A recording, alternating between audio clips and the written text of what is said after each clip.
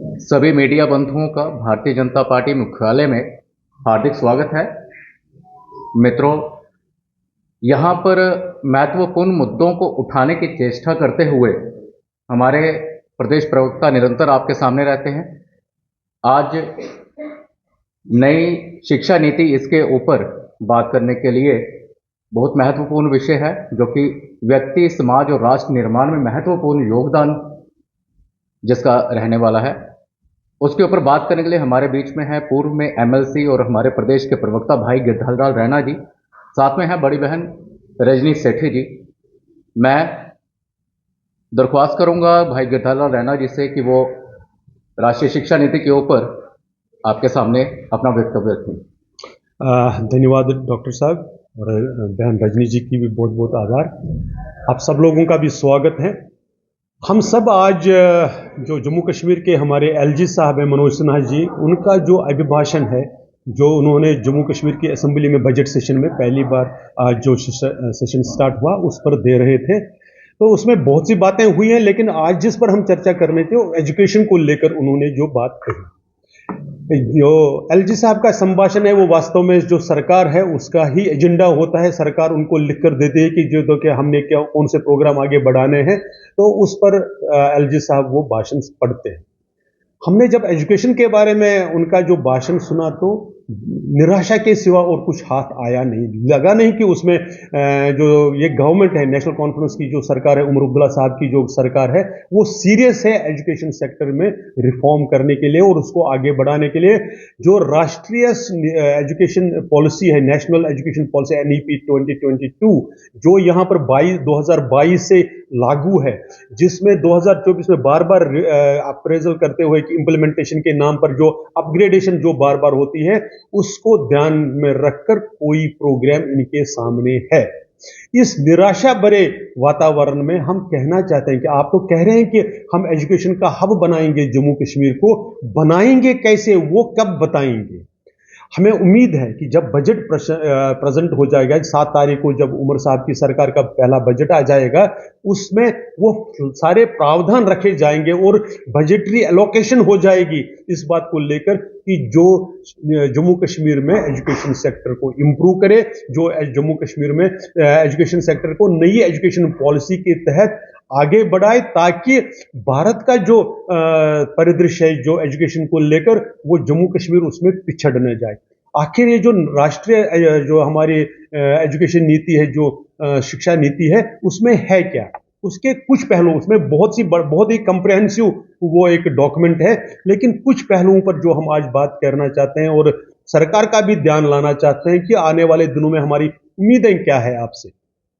एक सबसे बड़ी बात है जो उसमें कि जो रीजनल लैंग्वेजेस है, मातृभाषा है, प्राइमरी स्कूल्स में, मिडिल एज में जो स्कूल में, वो अपनी मातृभाषा में एजुकेशन दी जाएगी।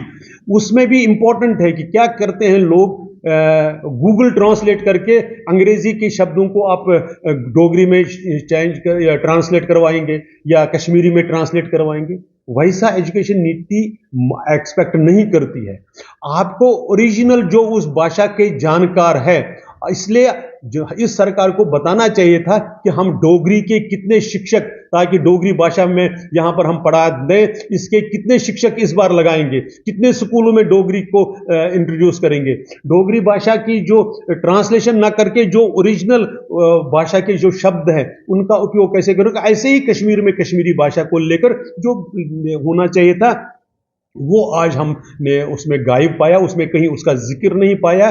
इसलिए ये एक बहुत इंपॉर्टेंट एस्पेक्ट जो है वो हम सरकार के ध्यान में लाना चाहते हैं कि जब आप प्रेजेंट बजट करेंगे तो ऐसी चीजों के लिए उसमें एलोकेशन रखें। ये हमारी उम्मीद है, हमारी एक्सपेक्टेशंस है। ऐसे ही दूसरी चीज जो होती है कि उसमें स्किल, वोकेशनल ट्रेनिंग के साथ साथ स्किल, क्योंकि हम जब देखते हैं कि जो पुराना जो हमारी एजुकेशन पॉलिसीज में जो सिस्टम है, उसमें से जो ग्रेजुएट्स, पोस्ट ग्रेजुएट्स भी निकलते हैं, तो इंडस्ट्री उसमें उनको नौकरी के लायक स्किल्ड, प्रॉपरली स्किल्ड ऐसा उनको नहीं मानते।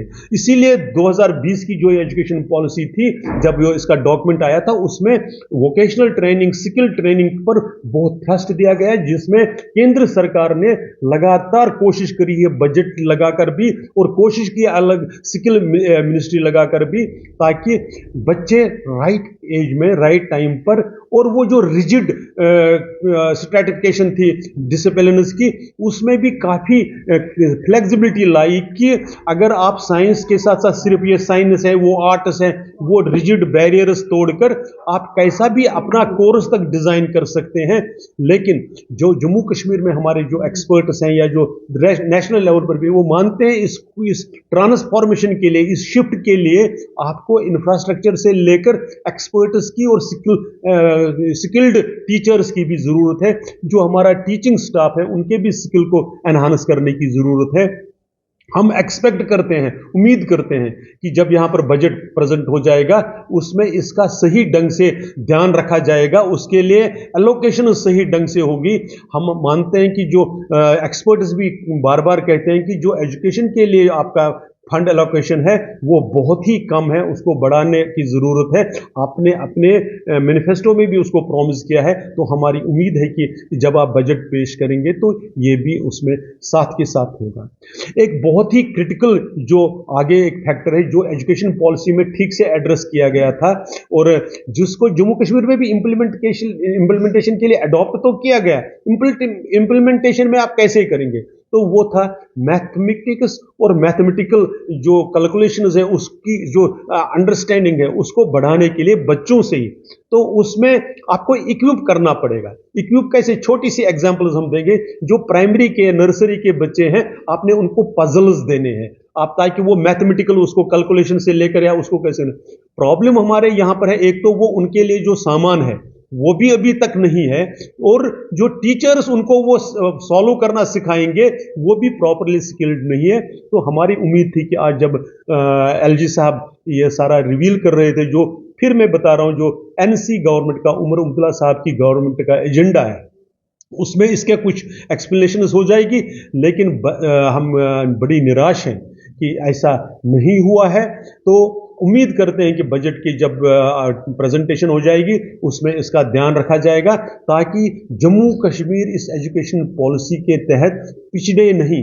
हम पहले ही बहुत मामलों में मार खा चुके हैं, और एजुकेशन, हमारा बच्चा पोटेंशियल उसका बहुत ज़्यादा है, उसकी एबिलिटीज़ बहुत है, उसको राइट एनवायरनमेंट और राइट प्रशिक्षण देने की जो ज़रूरत है, उसमें सरकार का काम है। आप बहुत सी चीज़ों में कहते हैं कि हमारे पास ताकत नहीं है। एजुकेशन प्योर आपका प्रेरोगेटिव है, आपके हाथ में है, इसमें कुछ करके दिखाएंगे। ये सारी जम्मू कश्मीर की जनता की उम्मीदें हैं। कोई बहानेबाजी नहीं करेंगे जैसे हमने दिल्ली या बाकी जगहों पर देखते हैं। तो हम उम्मीद करते हैं कि जब रेगुलर बजट प्रेजेंट हो जाएगा, जब 7 तारीख को बजट का डॉक्यूमेंट सामने आ जाएगा, उसमें इन सारी चीज़ों और इससे जुड़ी हुई बाकी सारी बातों का भी ध्यान रखा जाएगा। सिर्फ जो केंद्र ने किया उसका आप बखान, उसकी गुणगान ही नहीं करेंगे कि IIM आजकल हमारा बड़ा अच्छा है, वहाँ पर रिसर्च अच्छी होती है, IUT में ये हो रहा है, वो हो रहा है। ये ठीक है, आप उसकी भी गुणगान कर लीजिए, क्योंकि भारतीय जनता पार्टी की सरकार ने ऐसे काम किए ही हैं जिसको हर कोई जिसकी तारीफ करेगा। लेकिन आप क्या करेंगे, आप क्या करने वाले हैं, इसका भी रोड मैप अगर आप हमारे सामने रखेंगे तो जम्मू कश्मीर की जनता को काफ़ी तसल्ली होगी। धन्यवाद।